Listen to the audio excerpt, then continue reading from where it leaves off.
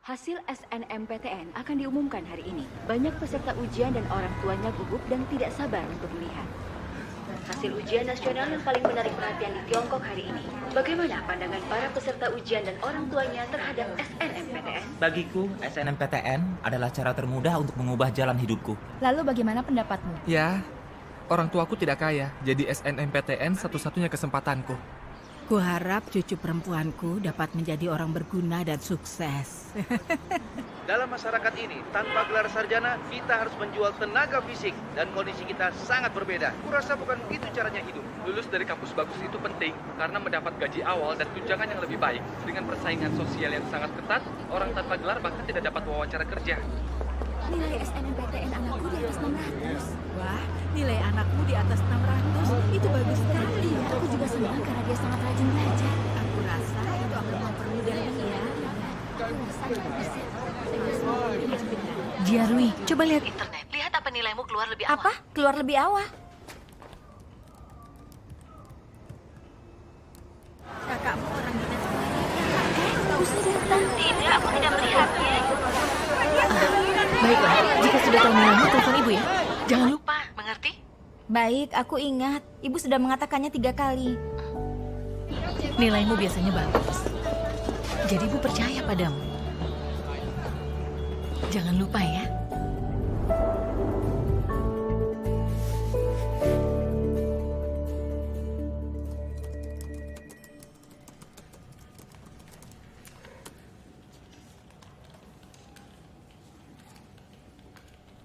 Nyonya Su, kau masih memeriksa? Iya. Hasilnya akan segera keluar. Jangan cemas, nilai Jiarwi biasanya di urutan pertama atau kedua di kelasnya. Untuk SNMPTN dia bisa. Dia pasti akan masuk. Aku sudah siapkan angpau untuknya. Setelah Jarwi diterima, kami akan pesta makan malam. Kalian diundang. Iya, aku harap gitu. Hei, Aku serius. kalian tahu, kita mungkin merayakan 2 hal loh. Lihat, jabatan manajer penjualan sedang kosong, bukan? Dalam hal kualifikasi dan kinerja, aku tidak bisa menemukan calon yang lebih baik dari Nyonya Su, benar Jangan kan? terlalu yakin. Perhatian sebentar. Aku ingin memperkenalkan manajer penjualan baru kita, Li Jiachi.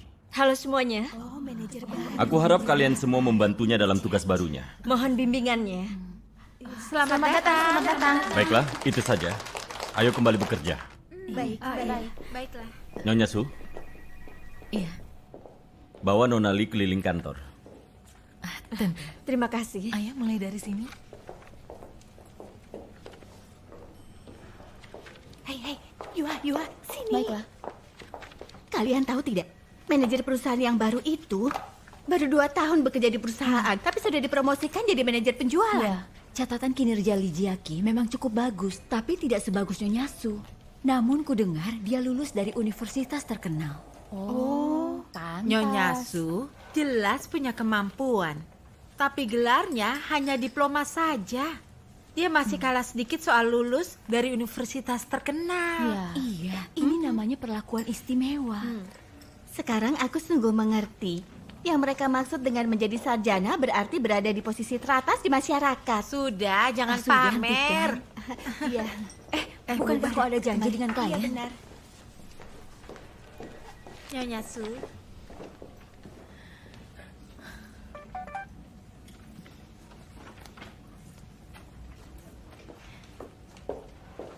Jarwi, sudah tahu nilaimu? Apa?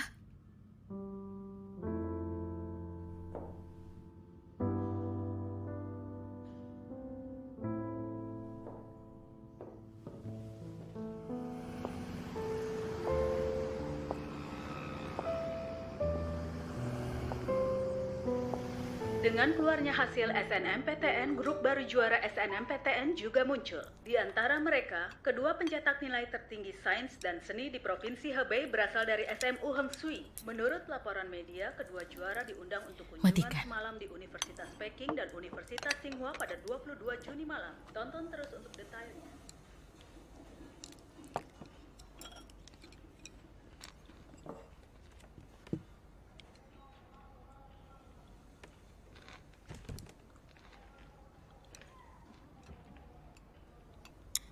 Tes ulang. Masuk universitas negeri unggulan sangat penting. Hanya itu cara agar masa depanmu cerah. Bu, aku tidak mau tes ulang. Apa katamu?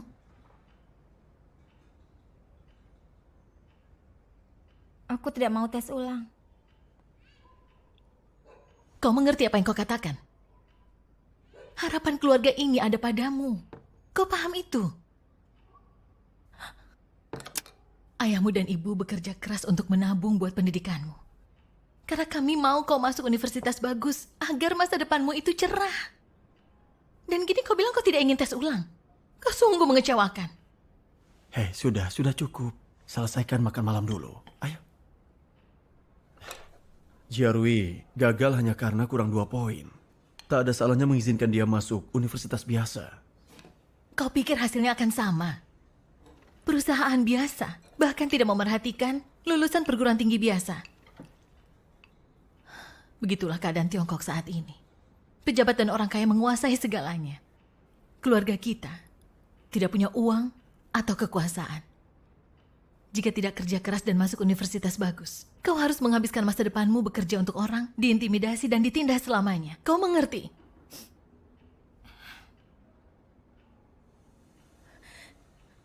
Lihat sepupumu Sutao. Jika tidak bekerja keras dan masuk universitas unggulan, apa dia akan berhasil seperti sekarang? Yang bekerja dengan otak akan menguasai yang bekerja dengan otot. Jika mau dapat pekerjaan layak nantinya, dihormati dan dikagumi, kau harus masuk universitas bagus. Ini satu-satunya cara mengubah nasibmu. Kenapa ibu hanya mau aku masuk universitas bagus? Apa ibu memikirkan perasaanku? Selama bertahun-tahun, aku tak berani memiliki impian atau cita-citaku sendiri. Aku seperti mesin belajar. Aku sudah melakukan apapun yang ibu inginkan. Aku bukan boneka yang bisa ibu mainkan. Jiarui. Aku tidak mau ikut tes lagi. Bahkan jika aku jadi tukang sapu, itu bukan urusan ibu. Jiarui.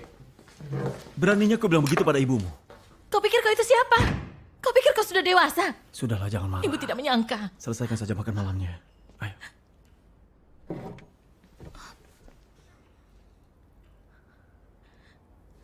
Tidak. Dia tidak boleh membuat keputusan ini.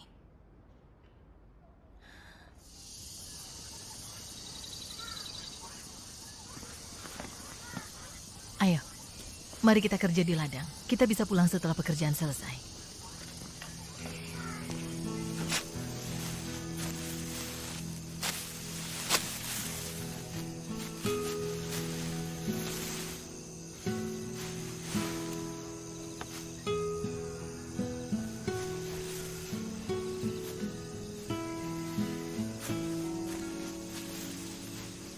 Semuanya ke sini. Aku membawa air. Iya, baiklah. Ini untukmu. Jiarui, cepat minum airnya.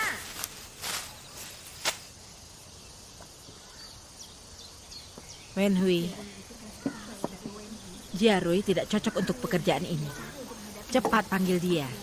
Jangan sampai dia kelelahan. Bu, jangan cemaskan itu. Kita lihat berapa lama dia bertahan. Benar, Bu. Wenhui tahu yang dia lakukan.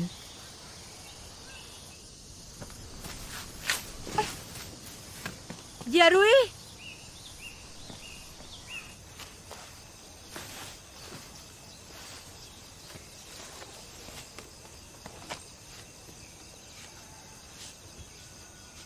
sayang, jangan keras kepala pada ibumu.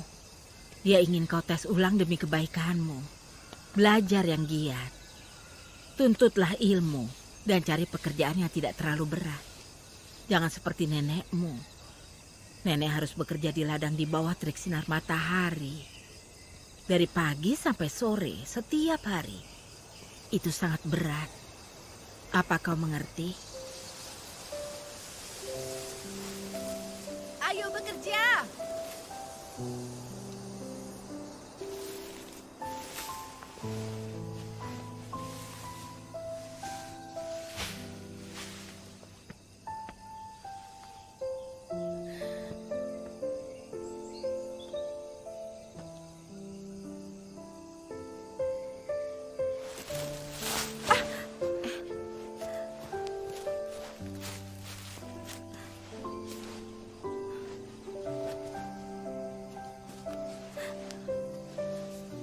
Lihat dirimu, kau tidak cocok untuk pekerjaan seperti ini. Ayo.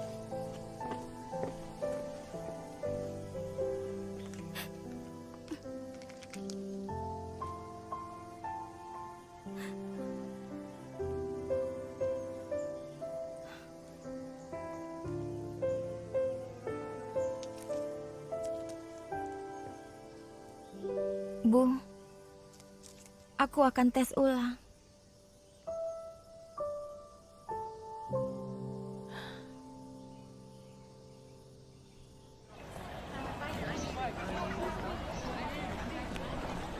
Para orang tua, beberapa tahun terakhir lebih dari 9 juta siswa ikut SNMPTN per tahun. Itu seperti sepasukan siswa SMU yang mencoba menyeberangi jembatan kayu yang sempit. Perbedaan 1 poin bisa menentukan masa depan anak kalian. Sebagai orang tua, kita semua mengharapkan masa depan yang baik bagi anak kita. Dan yang harus kita lakukan adalah membuat anak-anak kita masuk universitas negeri unggulan untuk memberi mereka batu loncatan dalam perjalanan menuju karir yang baik. Jadi ujian akhir semester ini sangat penting. Yang dapat nilai terbaik akan dipindahkan ke kelas berbakat semester depan. Kelas berbakat menerima sumber daya pendidikan terbaik milik sekolah. Hampir 100% anak di kelas berbakat masuk universitas negeri ternama. Dan kira-kira setengahnya masuk universitas negeri ternama. Jadi, jika kalian mau anak-anak kalian ikut tes masuk universitas bagus, saya harap kalian semua bekerja sama dengan kami untuk... Bu, hari ini Bu tidak kerja. Kemari. Lihat, Ibu berhenti kerja. Ibu akan menemanimu mempersiapkan tes ulang.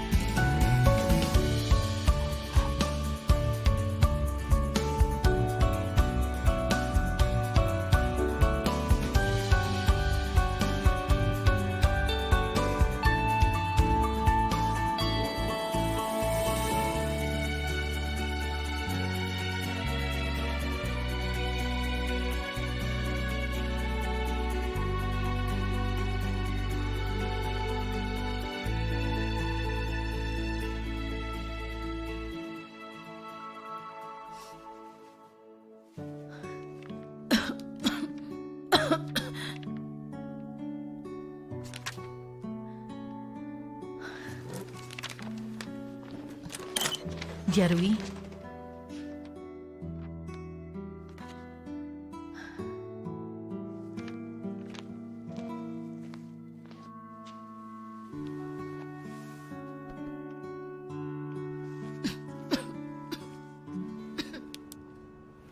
Kau tahu, kesehatanmu buruk tapi bergadang semalaman. tidak apa. Nanti juga sembuh setelah minum obat. Kau masih tetap kompetitif. Kau ingin Jiarui lebih sukses dari orang lain saat dewasa, aku paham itu. Namun kita juga harus sadar, nasib bukan di tangan kita. Punya cita-cita dan impian tidak salah. Tapi tercapai atau tidak, bukan kita yang tentukan. Saat muda aku percaya takdir. Setelah dewasa aku mulai percaya Tuhan. Dengan membaca firman Tuhan, aku memahami beberapa kebenaran dan mulai melihat masalah nasib dengan jelas. Nasib orang ada di tangan Tuhan, dan itu fakta. Nasib kita ditakdirkan oleh Tuhan. Orang-orang berkata, nasib kita ditentukan oleh surga, dan itu benar sekali. Namun apa mereka semua percaya kepada Tuhan? Belum tentu. Benar, kau percaya kepada Tuhan atau tidak? Begitu orang hidup lama di dunia, mereka semua akan mengatakan hal itu. Itu membuktikan bahwa nasib kita ditentukan oleh surga adalah benar. Nasib kita ditentukan oleh surga, itu benar. Ini sepenuhnya benar dan aku percaya. Namun kita harus berusaha semampunya. Dalam hal pendidikan anak kita, jika kita tidak menyemangati dan mendorong mereka, kita melalaikan tanggung jawab kita.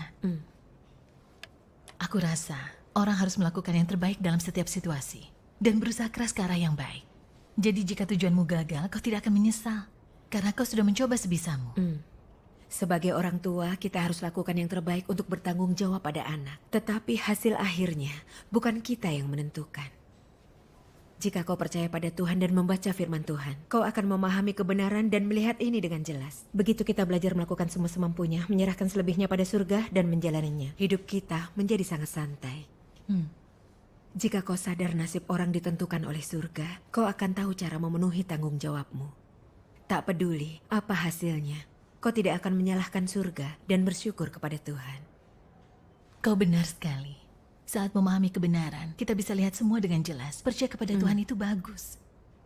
Sinping, bisa pinjamkan buku untuk kubaca. Aku ingin tahu cara percaya kepada Tuhan dan manfaat memahami kebenaran bagi kita. Setelah memahaminya, aku akan mulai percaya. Baik, akan kuantarkan bukunya nanti malam. Baiklah. Baguslah. Sinping, direktur rumah sakit memanggilmu. Tentang apa? Tentang cuti panjangmu. Tentu, tak masalah. Aku segera ke sana. Sinping, kapan kau kembali dari cuti panjang? Sekitar 6 bulan lagi. Oh. Jaga dirimu dengan lebih baik. Baik.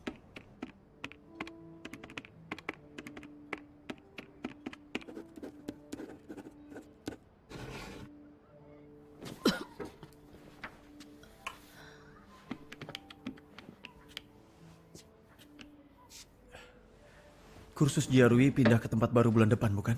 Iya benar. Sini biar aku saja. Direktur PAN dari pertambangan kami. Yang gemuk itu? Iya. Untuk memasukkan putranya ke kelas berbakat, dia menemukan orang yang berpengaruh dan menyuap mereka. Kudengar dia bayar puluhan ribu yuan. Apa menurutmu, kita perlu begitu? Aku bisa lembur di pertambangan demi uang tambahan. Jangan melakukan kecurangan begitu.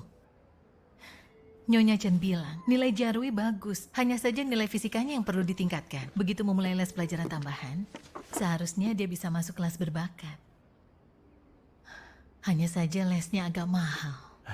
Kini para guru tidak menyebutkan poin-poin penting di kelas dan minta bayaran di luar kelas untuk les tambahan. Ini sungguh tak masuk akal.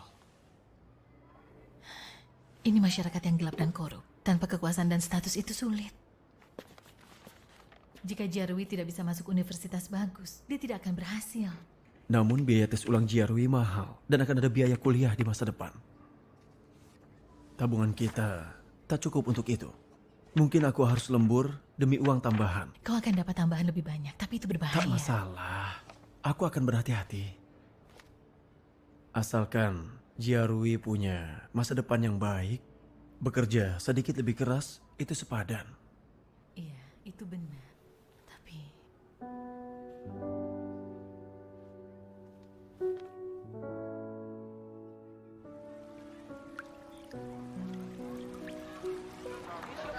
Kau tahu, jika aku bisa berubah menjadi ikan, pasti semua akan sangat baik. Jiarui, Xiaomeng. Iya. Ini pertanyaan ulasan kelas fisika. Guru menyuruhku memberikannya. Oh. Ku dengar bagian fisika di tes pembagian kelas kali ini yang tersulit. Iya. Wah, nilaimu sangat bagus. Tapi kau pun berpikir itu sulit. Iya, kok ikut kursus tambahan juga kan? Kursus privat. Hei, kalian tahu betapa ibunya menuntut banyak darinya. Memikirkan ini saja membuatku sakit kepala. Jiarui, kau baik-baik saja kan? Kenapa wajahmu pucat sekali? Tenang saja. Aku tahu cara menghadapi tes ini. Bagaimana? Ini. Jawab saja seperti ini. Oh, iya. jawabannya? Ini tidak baik kan? Semua orang menyontek saat ujian di tingkat sarjana dan pasca sarjana. Jadi apa salahnya jika kita menyontek sedikit? Coba pikir. Jika semua menyontek dan kita tidak, kita akan kalah. Iya kan? Iya benar. Yang penting dapat nilai tinggi. Caranya tidak penting. Benar. Dengar, ini rahasia ya. Guru kita tidak boleh tahu.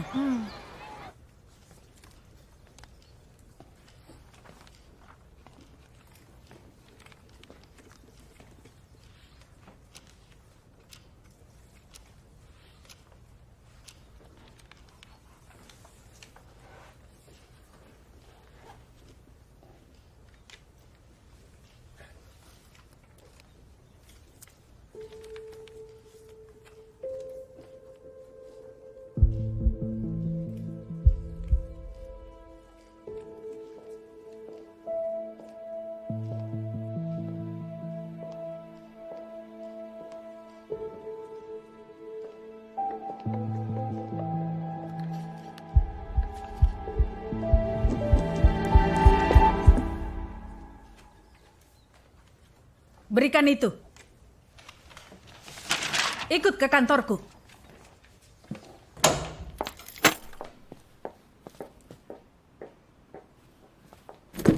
Hei, kalian sudah pulang? Bu.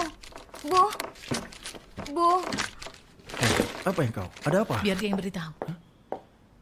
Bu, teman sekelasku. Apa yang terjadi?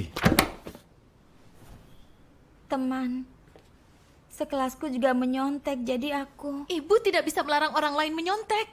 Kau putri ibu. Dan ibu melarangmu melakukan hal yang tidak bermoral seperti itu. Pakai kemampuanmu untuk unggul di sekolah. Cepat atau lambat mereka akan pergoki kau menyontek.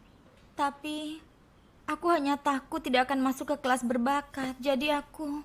Tidak ada alasan untuk menyontek. Kau pasti bisa masuk dengan nilaimu.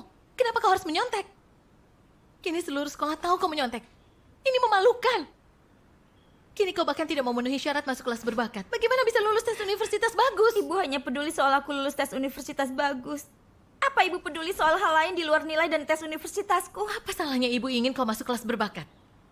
Apa salahnya ibu ingin kau masuk universitas bagus? Ayolah, jangan marah. Kenapa kau tidak bisa seperti Lin? Dia belajar siang dan malam dan jadi juara pertama di setiap tes. Tapi kau malah belajar kebiasaan buruk. Kau benar-benar mengecewakan. Iya. Bagi ibu, anak-anak orang lain selalu lebih baik. Dan aku selalu tidak berarti. Kalau sangat menyukainya, kenapa ibu tidak menjadi ibunya? Jiarui, mau kemana kau? Wenhui, kau kenapa? Wenhui. Ibu. Wenhui.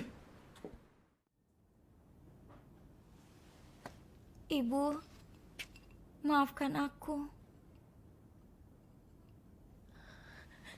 Ibu ingin kau masuk kelas berbakat. Tapi tidak bisa dengan cara itu. Kau harus mengandalkan kemampuanmu. Orang bilang, kejujuran melampaui kecakapan. Kau harus jujur dan kerja dengan tulus. Agar kau tidak dikritik dari belakang. Paham?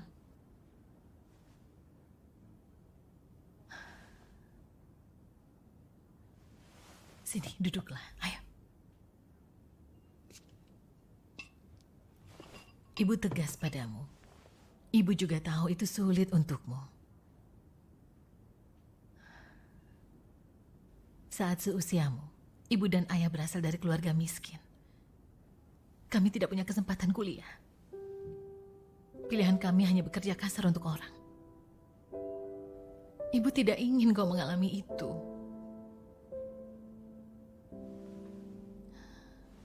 Begitulah yang terjadi di masyarakat Tiongkok. Orang biasa seperti kita tanpa kekuasaan atau jabatan, entah harus memberi berapa hadiah hanya untuk mendapat pekerjaan. Dan tak berapa lama mempertahankan pekerjaan itu. Untuk bertahan, kita harus memberi hadiah kepada pejabat dan pemimpin di tiap hari raya. Ibu memaksamu belajar. Itu demi kebaikanmu sendiri. Jika tidak menderita sekarang, kau akan jauh lebih menderita di masa depan. Jarwi, kau harus lulus tes masuk universitas bagus. Hanya itu caramu lolos dari nasib itu. Baik, aku paham.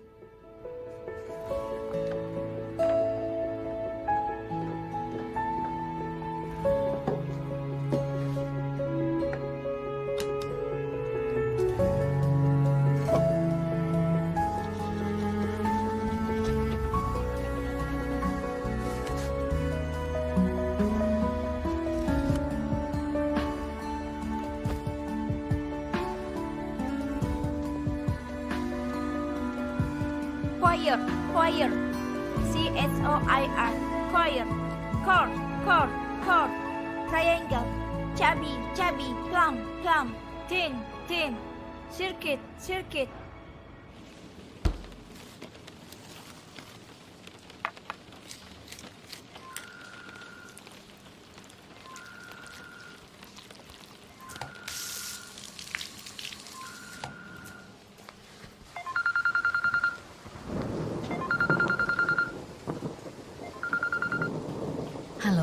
Halo, ini Wenhui? Iya.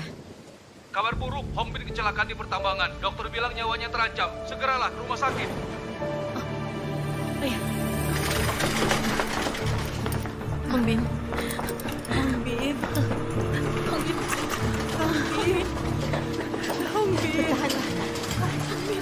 Bangka tidak boleh masuk ya. Tidak boleh. Dokter, bagaimana Pasien caranya? kehilangan banyak darah, nyawanya dalam bahaya. Bersiaplah untuk yang terburuk. Kami akan berusaha. Tolong Siapkan selamatkan transfusi darah. putraku. Tolonglah. Oh tidak. Ibu. Ibu. Ibu.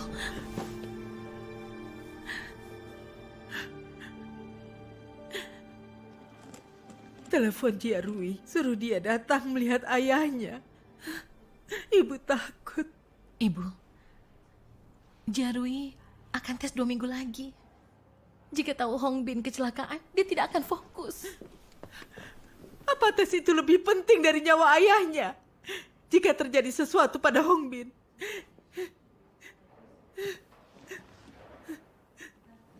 Jika kau tidak mau, ibu saja.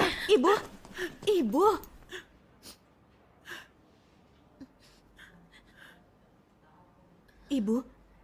Ibu, kita tidak bisa menelponnya. Kalau ditelepon, itu akan menghancurkan semua yang diupayakan Hong Bin dan Wen Hui. Ibu.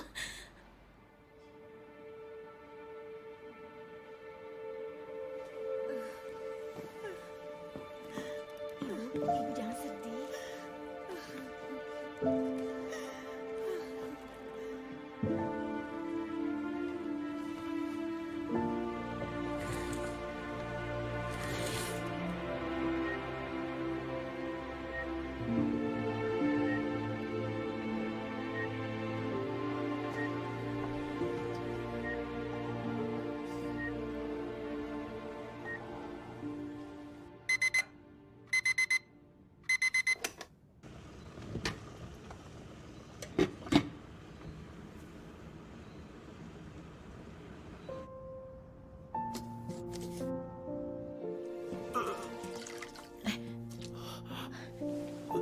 Hong Bin.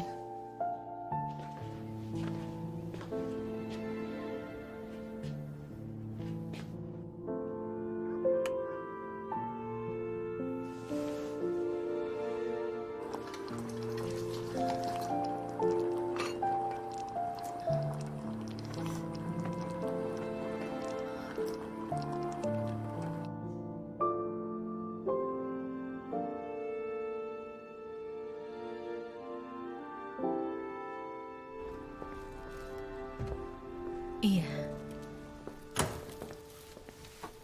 Pemulihannya agak lambat.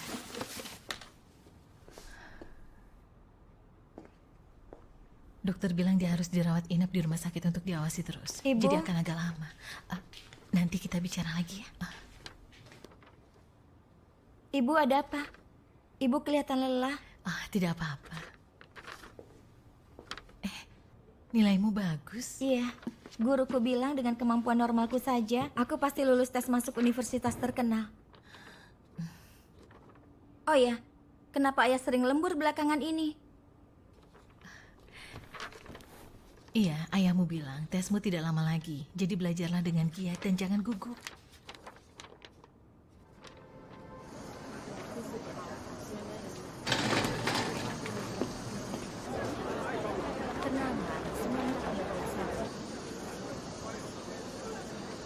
Tenang saja, jangan gugup.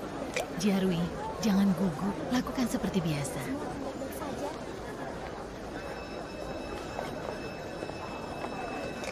Baiklah, aku akan masuk ya. Jangan buru-buru mengumpulkannya. Sebaiknya periksa lagi jawabannya. Aku mengerti. Baiklah.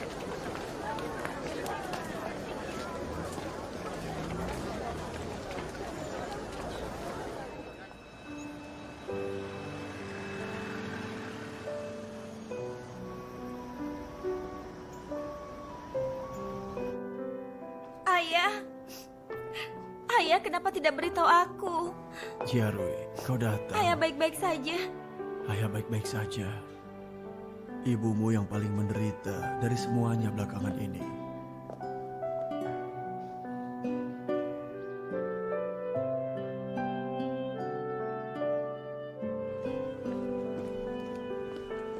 Senang mendengar kau akan segera pulang. Jiarui, hasilnya diumumkan beberapa hari lagi. Iya. Nenek yakin nilaimu cukup tinggi kali ini. Benar.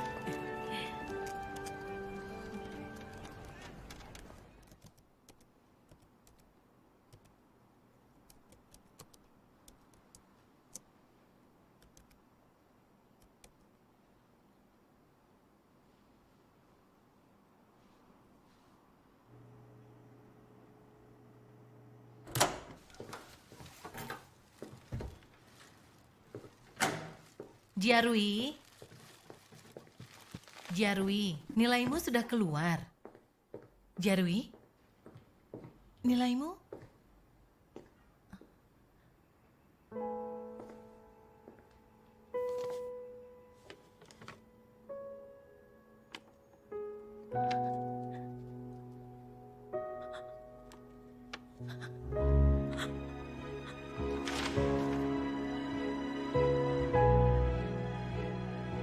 Ayah, Ibu,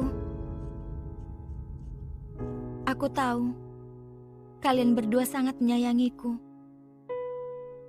Dan aku tahu kalian sangat cemas dan membayar mahal agar aku bisa punya masa depan yang lebih baik. Bu, Ibu selalu menuntut banyak hal dariku. Tetapi aku selalu tahu bahwa semua yang Ibu lakukan itu demi kebaikanku. Namun, cinta dan perhatian seperti itu memaksaku melakukan sesuatu yang tidak ingin kulakukan.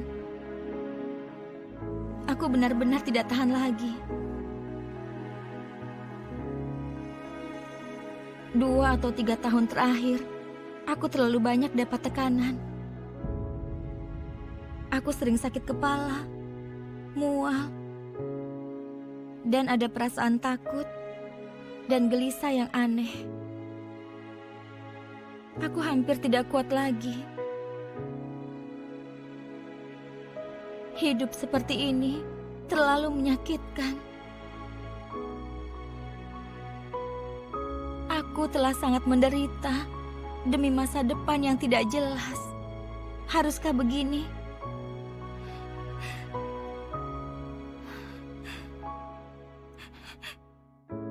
Ibu, aku lelah. Aku sungguh hanya ingin mencari tempat tenang dan tidur. Ayah, Ibu, maafkan aku. Maafkan aku, tidak bisa jadi putri yang membuat Ibu bangga.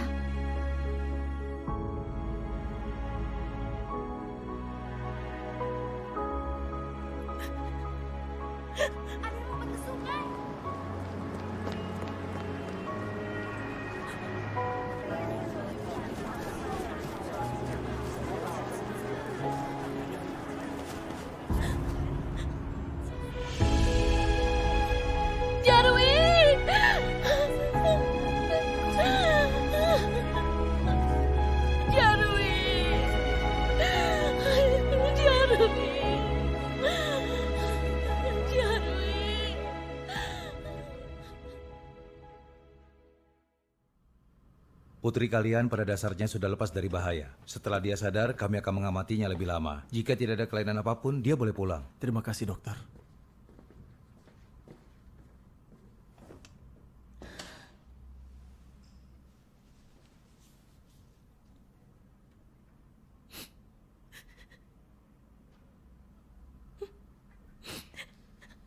Maafkan Ibu. Ini salah Ibu. Ibu tidak akan mendesakmu lagi.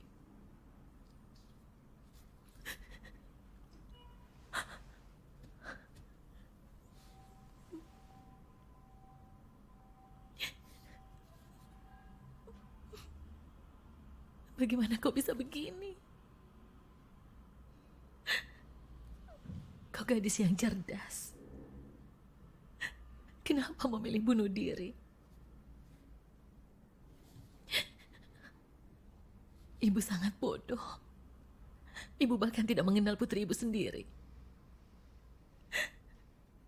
Bagaimana ibu bisa melakukan hal sebodoh ini?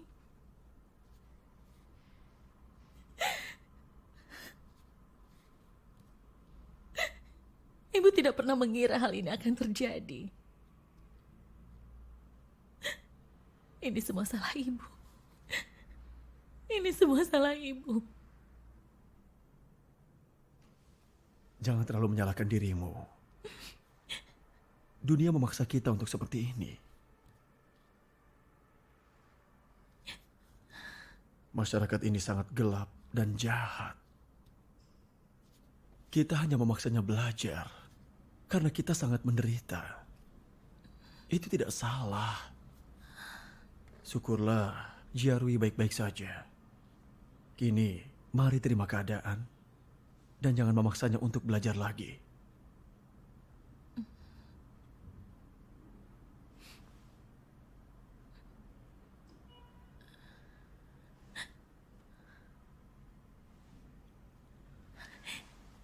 Jiarui, kau sudah sadar? Ibu, maafkan aku. Aku gagal masuk universitas negeri unggulan seperti yang ibu mau. Ibu tidak butuh universitas negeri unggulan. Ibu hanya ingin kau sehat dan selamat. Maafkan aku. Aku mengecewakan ibu lagi. Aku tidak bisa memaafkan diriku. Ibulah yang salah. Ibu tidak mengerti bagaimana perasaanmu dan memaksamu untuk belajar. Ibu yang salah. Ibu yang salah. Ibu yang salah.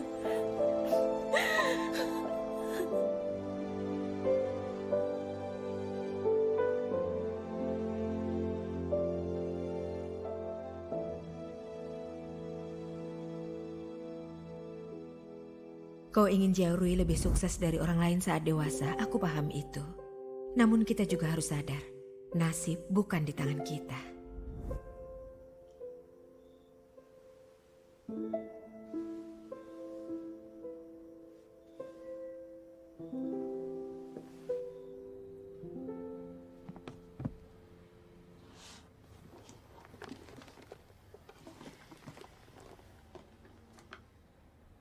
Semua orang tahu bahwa mereka tidak berdaya dan tidak punya harapan dalam hidup. Mereka tidak punya kesempatan lain, harapan lain untuk berbeda dari orang lain, dan mereka harus menerima nasib. Karenanya, mereka memproyeksikan semua harapan mereka, semua hasrat tak terpenuhi dan impian mereka kepada generasi selanjutnya, dengan harapan bahwa keturunan mereka dapat membantu mereka mencapai impian dan mewujudkan keinginan mereka. Bahwa putra-putri mereka akan membawa kehormatan bagi keluarga mereka, menjadi orang penting, kaya, atau terkenal. Singkatnya, mereka ingin melihat kekayaan anak-anak mereka melejit. Orang-orang punya rencana dan fantasi sempurna. Tidakkah mereka sadar bahwa jumlah anak yang mereka miliki, penampilan anak mereka, kemampuan anak mereka, dan hal-hal lainnya tidak bisa mereka putuskan? Bahwa nasib anak-anak mereka tidak ada di dalam genggaman mereka. Manusia bukanlah tuan atas nasib mereka sendiri, tetapi mereka berharap bisa mengubah nasib generasi yang lebih muda.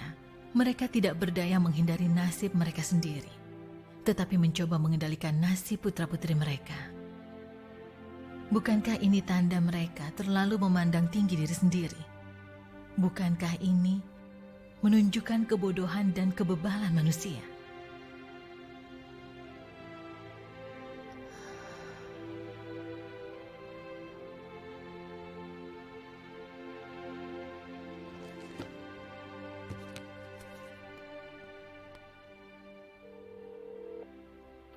Halo, Sinping.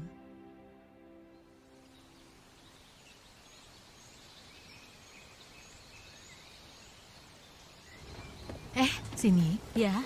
Resort pegunungan milik pamanmu ini tampak sangat tenang. Benar. Kami biasanya tidak kedatangan tamu. Jika ada waktu, ajak Jiarui mengunjungi kami. Kalian akan merasa baikan. Baiklah. Sinping, kalian mengobrol saja. Aku akan melihat Jiarui dan Xiaoqing. Baiklah.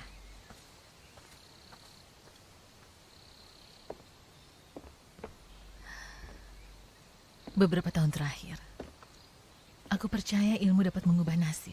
Jadi kupaksa Jarwi untuk belajar agar masuk universitas terkenal dan lebih maju dari orang lain. Aku tidak pernah membayangkan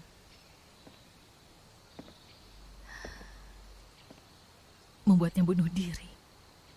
Itu menakutkan. Itu pelajaran yang sangat berharga. Dahulu walau aku sadar nasib kita ditentukan oleh surga, secara tidak sadar aku berjuang melawan nasib. Ini jelas bukan nasib putriku. Tetapi aku tetap mau dia masuk universitas negeri unggulan. Bukankah aku memaksa dia melawan kemauannya? Jika tidak percaya Tuhan atau mengerti kebenaran, entah berapa hal bodoh yang akan orang lakukan dalam hidupnya.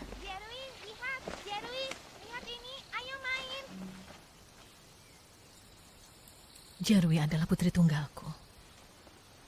Aku hampir membuatnya meninggal. Kenapa aku bodoh dan bebal sekali? Aku sangat bingung. Kurasa aku harus percaya pada Tuhan, karena aku tidak bisa hidup dalam kebingungan. Beberapa hari ini, ku baca firman menampakkan diri dalam rupa manusia. Dan aku rasa firman di dalamnya sangat baik, sangat praktis. Dan aku sungguh memahami kebenaran setelah membacanya. Aku berpikir, ide seperti nasib orang ada di tangannya sendiri, ilmu bisa mengubah nasib. Sepertinya itu salah. Keberhasilan dan kegagalan, kaya, miskin, lahir, mati, berkat, dan bencana sepertinya ditakdirkan secara misterius dan sama sekali tidak bisa dikendalikan. Tuhan menguasai dan mengelola semua. Iya, itu benar. Itu sangat benar. Sebenarnya, apapun pekerjaan yang dilakukan orang, seberapa sulit dan melelahkan hidup mereka, yang penting adalah pemenuhan spiritual, kedamaian, dan sukacita. Kebahagiaan sejati adalah memiliki hal-hal itu. Wenhui, dalam hal pendidikan Jarwi, kau sudah mengalami bahwa nasib orang ditentukan oleh surga. Kini kau melihat manfaat dari memahami kebenaran, bukan? Jika tidak percaya Tuhan dan mengikuti filsafat jahat, kita sangat menderita, penderitaan yang tiada habisnya. Jika manusia bisa menyembah Tuhan, memahami kebenaran, berdoa dan belajar taat kepada Tuhan dalam segala hal, kita menempuh jalan hidup yang benar. Ketika membaca firman Tuhan setiap hari, kita dapat lebih memahami kebenaran hingga kita belajar taat dan menyembah Tuhan. Dan kita akan mendapatkan tuntunan, berkat, dan perlindungan Tuhan dalam segala hal. Sungguh berkat yang luar biasa. Lihatlah orang yang tidak percaya kepada Tuhan, yang tiap hari berjuang melawan nasib dan mengejar ilmu untuk mengubah nasib. Mereka berjuang dalam bisnis, masyarakat, politik, semua berjuang hanya untuk bertahan hidup. Mereka hampir menghancurkan diri karena lelah, sering membahayakan hidup mereka, dan akhirnya mati karenanya. Hidup seperti itu melelahkan dan menyedihkan. Iya. Jika kita membaca firman menampakkan diri dalam rupa manusia, kita belajar cara Tuhan mengendalikan nasib manusia, menyelamatkan umat manusia, dan tempat tujuan indah yang Tuhan siapkan bagi manusia. Ayo tonton video pembacaan firman Tuhan. Baik. Duduklah. Ya. Jarwi, Xiaoqing. Ya, Bu. Sini. Ayo menonton video. Oh, baiklah. Berapa banyak makhluk yang hidup dan berkembang biak di hamparan alam semesta yang luas, mengikuti hukum kehidupan secara berulang, terus-menerus tunduk pada sebuah kaidah yang sama. Orang-orang yang meninggal membawa bersama mereka kisah-kisah orang yang masih hidup, dan orang-orang yang masih hidup mengulangi riwayat yang sama menyedihkannya dengan mereka yang telah meninggal. Demikianlah umat manusia tidak bisa bertanya pada dirinya sendiri, untuk apa kita hidup? Mengapa kita harus mati? Siapa sesungguhnya yang memerintah dunia ini? Siapa yang menciptakan umat manusia? Apakah umat manusia benar-benar terlahir dari alam? Apakah umat manusia benar-benar mengendalikan nasib sendiri? Selama ribuan tahun, umat manusia telah mengajukan pertanyaan-pertanyaan ini berulang kali. Sayangnya, Semakin umat manusia terobsesi dengan pertanyaan-pertanyaan ini, semakin haus ia akan ilmu pengetahuan. Ilmu pengetahuan menawarkan kepuasan sekejap dan kenikmatan daging yang bersifat sementara, tetapi tidak cukup untuk membebaskan umat manusia dari kesunyian, kesepian, serta kengerian dan ketidakberdayaan yang nyaris tersembunyi jauh di dalam jiwanya. Umat manusia hanya menggunakan pengetahuan ilmiah yang dapat dilihat oleh mata telanjang dan dipahami oleh pikiran untuk menenangkan hatinya. Namun, pengetahuan ilmiah semacam itu tidak dapat menghentikan manusia untuk menyelidiki misteri. Umat manusia tidak mengetahui siapa yang berdaulat atas segala sesuatu di alam semesta, apalagi asal mula dan masa depan umat manusia. Umat manusia sekadar hidup, mau tak mau di dalam hukum ini. Tidak ada yang dapat melepaskan diri dan tidak ada yang dapat mengubahnya. Karena di antara segala sesuatu dan di langit, hanya ada satu pribadi dari selama-lamanya sampai selama-lamanya yang memegang kedaulatan atas segalanya. Dialah pribadi yang tidak pernah dilihat manusia, pribadi yang tidak pernah dikenal umat manusia, dan yang keberadaannya tidak pernah dipercayai umat manusia. Tetapi dialah yang mengembuskan napas ke dalam nenek moyang manusia dan memberikan kehidupan kepada umat manusia. Dialah yang menyediakan dan memelihara keberadaan umat manusia dan membimbing umat manusia sampai pada hari ini.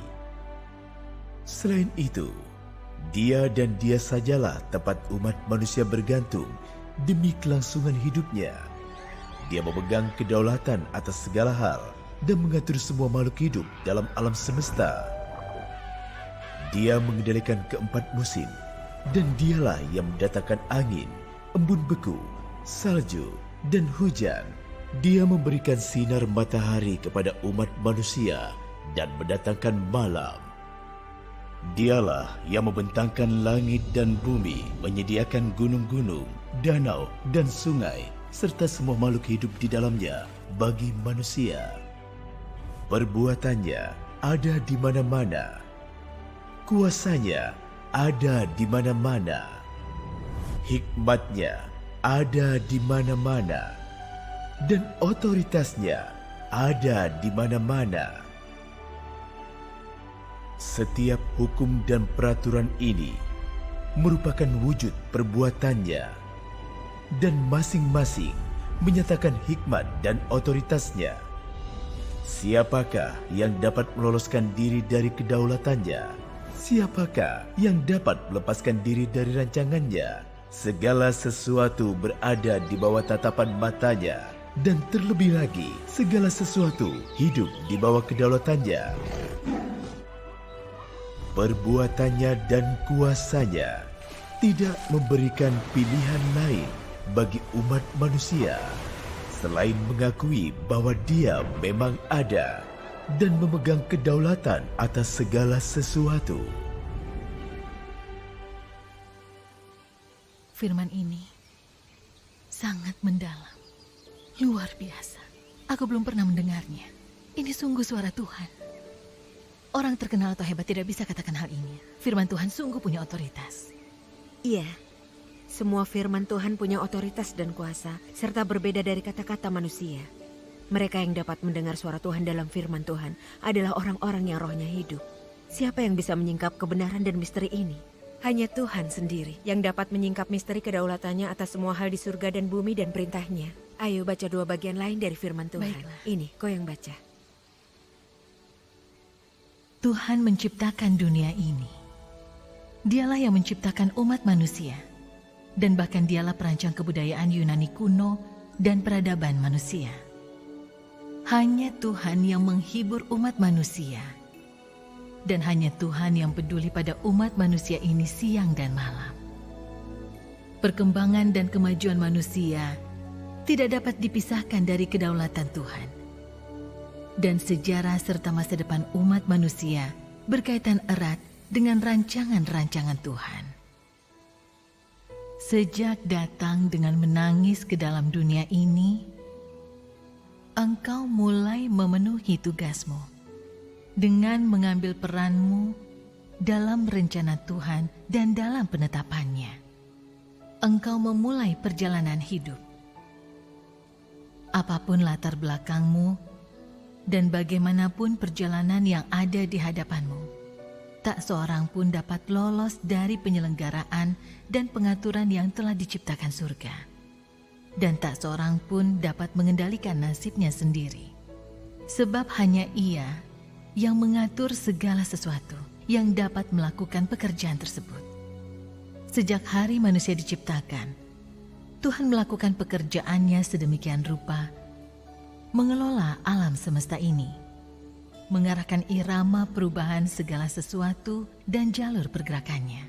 Bersama-sama dengan segala sesuatu, manusia dalam hening dan tanpa sadar, dipelihara oleh kemanisan dan hujan serta embun dari Tuhan. Seperti segala sesuatu yang lain, manusia tanpa sadar hidup dalam pengaturan tangan Tuhan. Hati dan jiwa manusia berada dalam genggaman Tuhan. Dan seluruh kehidupannya berada dalam pengamatan mata Tuhan.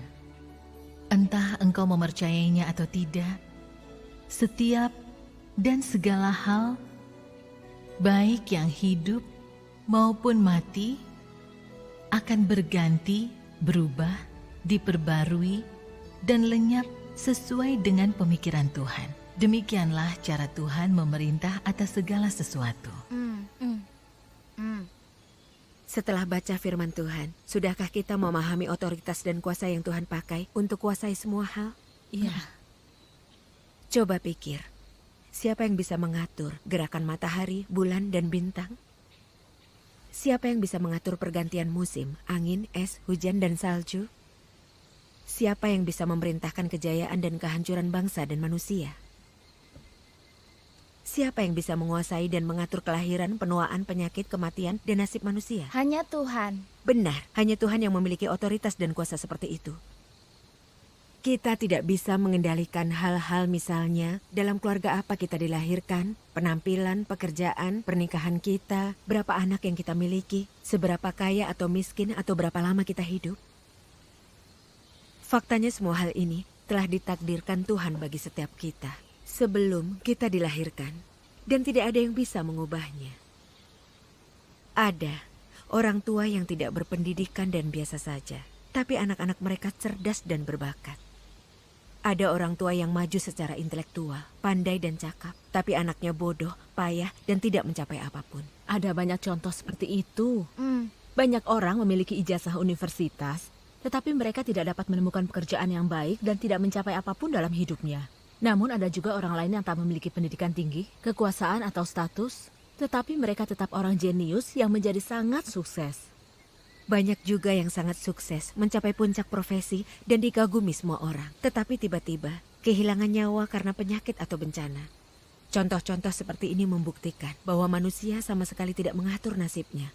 Dan semua dikuasai dan ditakdirkan oleh Tuhan. Benar. Wajar orang bilang semua dikendalikan takdir, sama sekali bukan manusia. Itu benar sekali. Iya. Kita tidak sadar nasib kita dikuasai oleh Tuhan dan malah keliru berpikir kita bisa membangun kebahagiaan dengan kekuatan kita sendiri dan ilmu bisa mengubah nasib. Karena kepercayaan ini kita harus menanggung konsekuensi yang besar. Sebagian orang mungkin belajar banyak ilmu, tapi apa mereka sungguh dapat mengubah nasibnya? Banyak pejabat dan peneliti ilmiah adalah kaum terpelajar yang berpikiran maju. Mereka memiliki status dan jabatan, dan semua orang mengagumi mereka. Tetapi apa mereka sungguh punya nasib dan masa depan yang baik?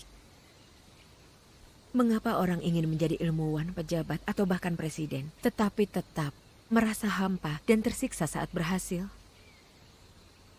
Banyak orang terjebak dalam perebutan kekuasaan, status, dan kekayaan, saling menentang, sukses dengan mengorbankan kesuksesan orang, bahkan membuat beberapa orang bunuh diri atau dibunuh. Apakah itu hasil yang sesungguhnya mereka inginkan? Fakta membuktikan, tak peduli sehebat apa ilmu dan status orang, tidak ada yang bisa mengatur nasibnya. Karena ilmu bukanlah kebenaran dan tidak bisa menjadi hidup seseorang. Sangat berbahaya saat orang mengejar ilmu sebagai kebenaran. Faktanya, makin banyak punya ilmu, kita makin sulit menerima kebenaran. Makin banyak punya ilmu, kita makin ambisius dan berkeinginan, dan makin tragis kesudahan kita. Ini karena manusia diciptakan Tuhan. Nasib, kesudahan, dan tempat tujuan semua orang dikuasai dan diatur oleh Tuhan. Tidak ada orang yang dapat melampaui otoritas atau kedaulatan Tuhan. Ini adalah kebenaran dan fakta. Sayang sekali, banyak orang yang tidak percaya kepada Tuhan dan tidak tahu otoritas atau kedaulatan Tuhan. Dan ingin mengandalkan usaha sendiri atau ilmu untuk mengubah nasibnya. Apa tujuan orang saat mengejar ilmu? Bukankah hanya untuk lebih unggul dan lebih terkenal dari orang lain?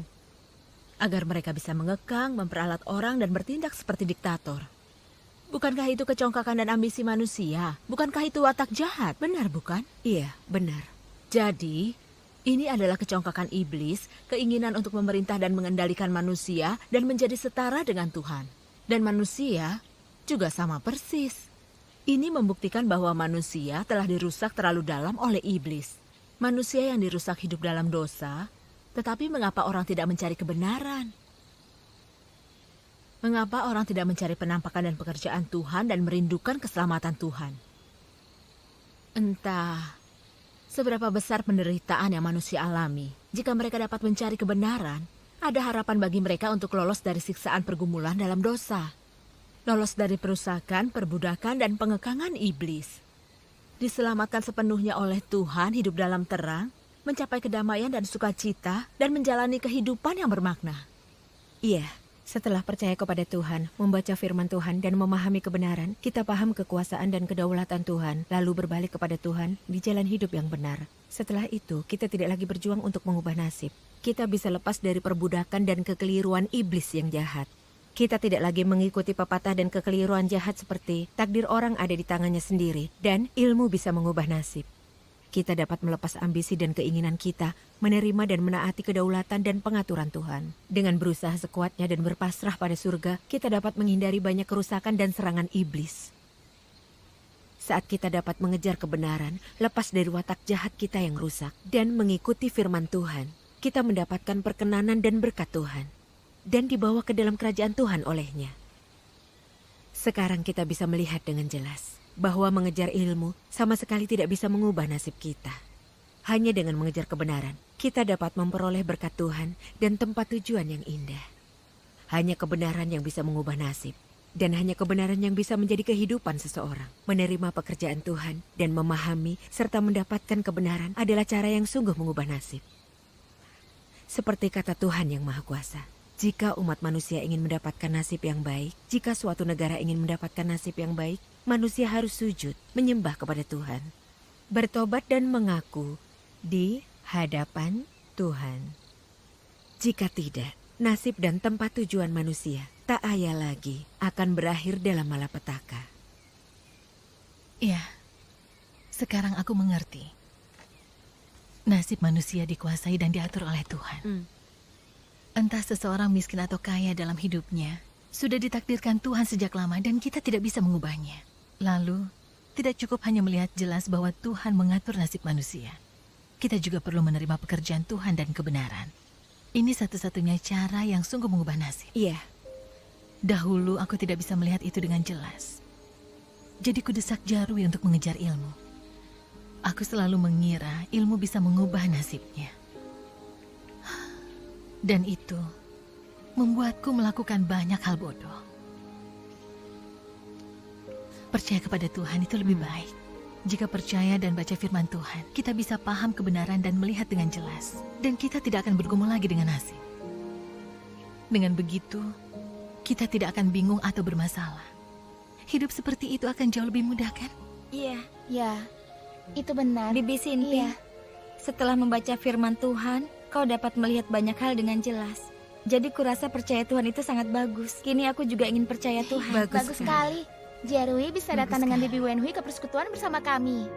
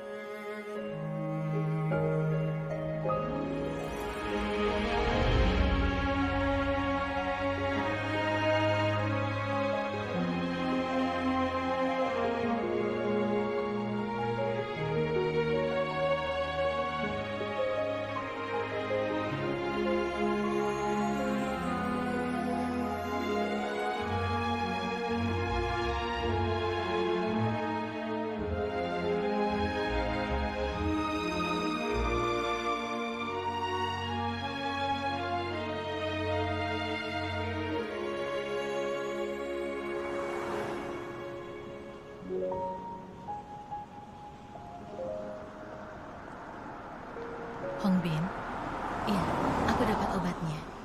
Iya, aku dalam perjalanan pulang. Baiklah. Iya, tentu.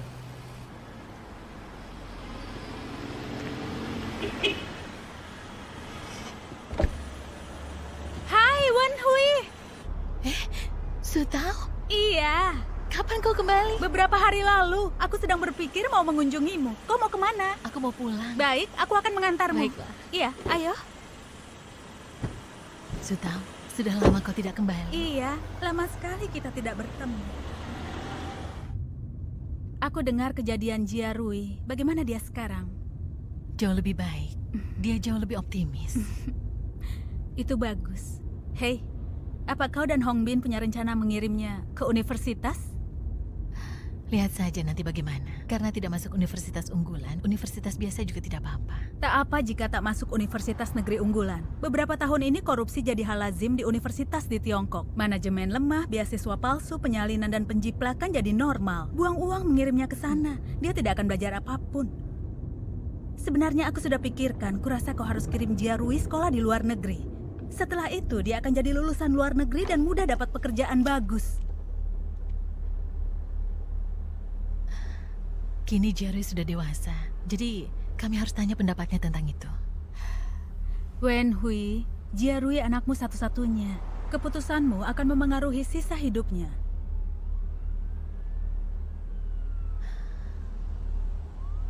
Jika kau setuju, akan kuurus dia masuk universitas di luar negeri.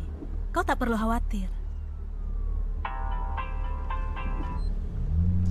Hello?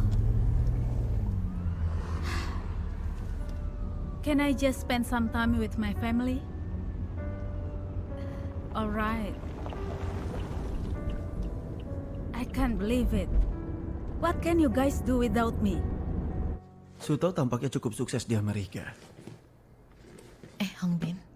Ya. Sutao bilang dia akan membawa Jia Rui kuliah di Amerika. Bagaimana pendapatmu?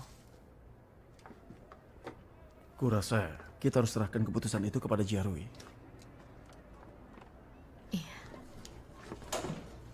Ayah, Ibu, aku pulang. Jia Rui kau sudah pulang? Jia Rui, kemari. Lihat, sepupumu Sutao membelikanmu ini. Wah, Sutao sudah pulang. Wow. Kenapa dia pulang begitu mendadak? Untuk tanda tangan kontrak. Oh. Jia Rui. Ya. Sutao bilang dia akan membawamu kuliah di Amerika. Bagaimana pendapatmu? Ke Amerika. Aku tidak mau pergi. Namun, kesempatan keluar negeri itu jarang. Tapi, aku hanya ingin di sini dan percaya Tuhan. Belakangan ini, aku berinteraksi dan pergi ke persekutuan dengan saudara-saudariku. Dan kulihat mereka semua sangat murni dan tulus. Fokus membaca firman Tuhan dan mempersekutukan kebenaran, hidup sangat santai dan bebas. Ketika bersama mereka, aku merasa sangat aman dan bahagia.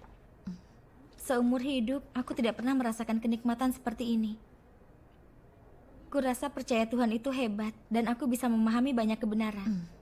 Sekarang aku sudah belajar bahwa manusia diciptakan oleh Tuhan dan bahwa dalam hidup kita harus percaya dan mengikuti Tuhan. Kita juga perlu memahami kebenaran untuk melepaskan diri dari watak jahat dan menjalani kehidupan bermakna. Itu cara mendapat perkenanan Tuhan. Percaya dan ikut Tuhan adalah jalan hidup yang benar. Dan bagus sekali kau memiliki pemahaman ini. Namun, universitas juga merupakan pertanyaan yang sangat penting. Kau harus berpikir keras tentang itu dan berdoa kepada Tuhan. Kau dapat memutuskan sendiri. Kami, sebagai orang tua, tidak akan mengekangmu. Baik, aku mengerti. Aku berjanji akan memikirkannya. Aku akan kembali ke kamarku.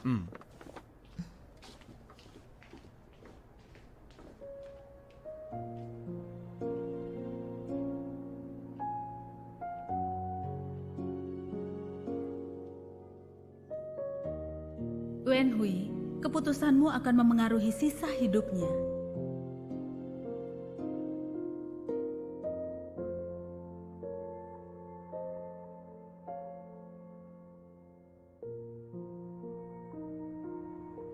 Beberapa hari lalu, keponakanku baru pulang dari Amerika dan bilang akan membawa Jia Rui kuliah di Amerika Serikat.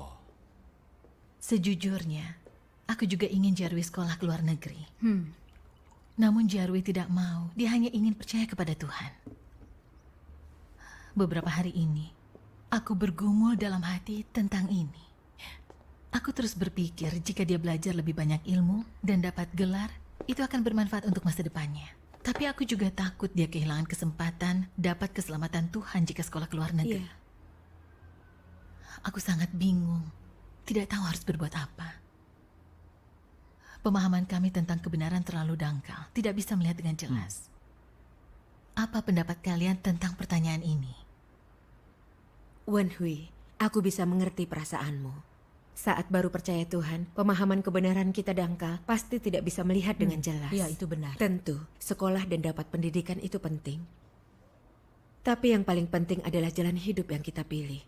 Jika salah pilih jalan, kita pasti tidak akan punya akhir dan tempat tujuan yang baik, lalu kita akan hidup sia-sia. Sebagai orang tua kita mengharapkan masa depan cerah bagi anak kita, itu hal wajar. Namun kuncinya adalah kita harus lihat jelas bahwa orang punya pilihan sendiri untuk mengambil jalan yang benar. Percuma orang lain sengaja ikut campur atau mengekang mereka. Jika Jarwi sungguh orang yang mencintai kebenaran, kami dapat memberi bimbingan, berdoa untuknya, dan membacakan firman Tuhan. Tapi jika dia ingin cari kebenaran, bahkan jika kau mencegahnya kuliah dan memaksanya ikut Tuhan, apa itu akan berpengaruh? Kurasa semua ini tergantung pilihan tiap individu. Kita dapat memberi saran untuk pertimbangan anak kita, tapi tidak dapat mengekang mereka. Membantu anak kita mengerti kebenaran adalah cara memenuhi kewajiban kita. Benar. Ya, benar. Bu, jika menonton beberapa video firman Tuhan, lalu membahas kebenaran itu, kita akan tahu cara memandang masalah ini. Hei, kita harus mengajak Jarwi dan Xiaoqing menonton juga. Baik.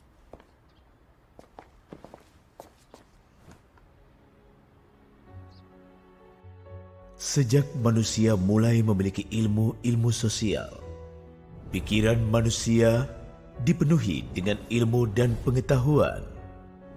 Lalu, ilmu dan pengetahuan menjadi alat yang digunakan untuk memerintah umat manusia, sehingga tidak ada lagi ruang yang cukup bagi manusia untuk menyembah Tuhan. Dan tidak ada lagi suasana yang mendukung penyembahan kepada Tuhan. Kedudukan Tuhan turun semakin jauh di dalam hati manusia. Dunia dalam hati manusia yang tidak memiliki tempat untuk Tuhan adalah gelap, kosong, dan tanpa pengharapan. Lalu muncullah banyak ilmuwan sosial, ahli sejarah, dan politisi yang mengungkapkan teori-teori ilmu sosial, teori evolusi manusia, serta teori-teori lainnya yang bertentangan dengan kebenaran bahwa Tuhan menciptakan manusia untuk memenuhi hati dan pikiran manusia. Dengan demikian, jumlah orang yang percaya bahwa Tuhan yang menciptakan segalanya itu menjadi semakin sedikit, sementara orang yang percaya pada teori evolusi menjadi semakin banyak jumlahnya. Semakin lama, semakin banyak orang yang menganggap catatan tentang pekerjaan Tuhan dan firman-Nya pada zaman Perjanjian Lama sebagai mitos dan dongeng. Di dalam hati mereka, orang menjadi acuh tak acuh pada martabat dan kebesaran Tuhan. Pada prinsip bahwa Tuhan itu ada dan berkuasa atas segala hal, kelangsungan umat manusia, dan nasib negara-negara serta bangsa-bangsa tidak penting lagi bagi mereka. Manusia hidup dalam dunia hampa yang hanya mengurusi makan, minum, dan mengejar kesenangan. Hanya sedikit orang yang sadar kewajibannya menyelidiki tempat Tuhan melakukan pekerjaannya saat ini, atau mencari tahu bagaimana ia mengendalikan dan mengatur tempat tujuan manusia. Terlahir di tanah yang kotor seperti itu, manusia telah dirusak teramat parah oleh masyarakat. Dia telah dipengaruhi oleh etik feodal, dan dia telah diajar di institusi pendidikan tinggi. Pemikiran terbelakang, moralitas rusak, pandangan licik terhadap kehidupan, filsafat menjijikkan, eksistensi yang sungguh tidak berharga, dan gaya hidup serta adat istiadat bejat. Semua ini telah teramat parah memasuki hati manusia dan sangat menggerogoti dan menyerang hati nuraninya. Akibatnya, manusia semakin menjauh dari Tuhan dan semakin menentangnya. Bahkan ketika mereka mendengar kebenaran, mereka yang hidup dalam kegelapan tidak berpikir untuk melaksanakannya. Mereka juga tidak ingin mencari Tuhan meskipun telah melihat penampakannya. Bagaimana mungkin manusia yang begitu bejat memiliki kesempatan untuk diselamatkan? Bagaimana mungkin seorang manusia yang begitu merosot martabatnya hidup dalam terang? Iblis merusak manusia lewat pendidikan dan pengaruh pemerintah nasional dan orang-orang terkenal dan hebat. Kebohongan dan omong kosong mereka telah menjadi sifat dan kehidupan manusia. Semua orang untuk dirinya sendiri dan sang iblis mengambil yang paling belakang adalah pepatah terkenal iblis dan telah ditanamkan dalam diri semua orang dan menjadi kehidupan manusia. Ada beberapa kata-kata filosofi hidup lainnya yang juga seperti ini. Iblis mendidik manusia lewat setiap budaya tradisional bangsa yang baik dan menyebabkan umat manusia jatuh dan ditelan oleh lubang kehancuran yang besar. Dan pada akhirnya, manusia dihancurkan Tuhan karena mereka melayani iblis dan menentang Tuhan. Begitulah tepatnya aku dididik sebagai anak. Mari baca beberapa bagian firman Tuhan lagi. Baik. Aku akan membaca. Baiklah. Silakan. Baiklah. Pengetahuan apakah ini? Bisakah engkau memberitahu aku? Bukankah ini adalah aturan hidup yang ditanamkan kepada manusia oleh iblis?